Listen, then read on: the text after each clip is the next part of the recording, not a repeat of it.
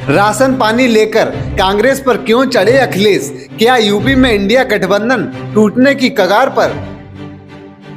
क्या समाजवादी पार्टी और कांग्रेस पार्टी में सुलह का रास्ता बंद हो चुका है? ये सवाल इसलिए पूछा जा रहा है क्योंकि अखिलेश यादव इन दिनों राहुल गांधी और कांग्रेस पार्टी पर यूं बरस रहे हैं कि कोई दुश्मन भी शर्मा जाए।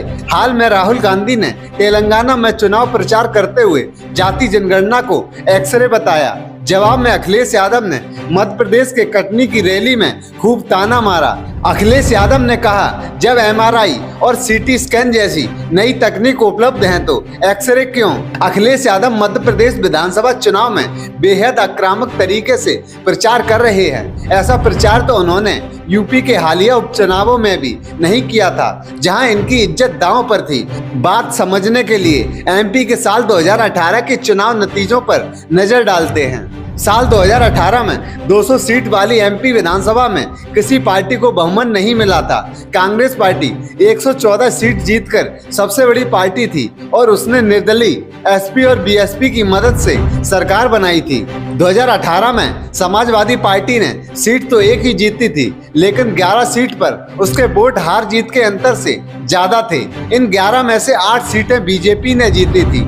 इस बार भी एमपी में बीजेपी कांग्रेस में मुकाबला कांटे का दिख रहा है। जानकारों का मानना है कि अखिलेश यादव एमपी में 5 से 6 सीट जीतकर किंग मेकर बनना चाहते हैं, ताकि वो यूपी में कांग्रेस को काबू में रख सकें। मीडिया रिपोर्ट्स के मुताबिक हाल में अखिलेश यादव ने कहा था, सपा यूपी की सभी 80 सीटों पर चुनाव लड़ने के लिए तैयार है। अगर इंडिया गठबंधन सपा यूपी की 65 से कम सीटों पर चुनाव नहीं लड़ेगी। अगर अखिलेश 65 सीटों पर उम्मीदवार उतारेंगे तो आप ही अंदाजा लगा लीजिए इंडिया गठबंधन के कांग्रेस पार्टी और जयंत चौधरी जैसे साथियों के हिस्से में क्या आ पाएगा।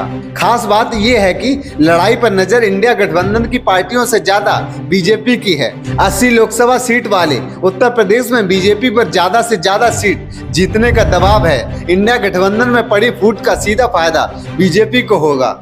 साफ है कि फिलहाल ये कांग्रेस और समाजवादी पार्टी के बीच फिलहाल ये लड़ाई मूंछ की है, जिसकी तस्वीर 3 दिसंबर को विधानसभा चुनाव के नतीजे आने के बाद साफ हो जाएगी। लेकिन एक बात साफ है कि अगर लोकसभा चुनाव में बीजेपी को बड़ी चुनौती देनी है तो समाजवादी पार्टी और कांग्रेस पार्टी को यूपी में अपनी अपनी अकड़ को किनारे कर बड़ा दिल दिखाना होगा।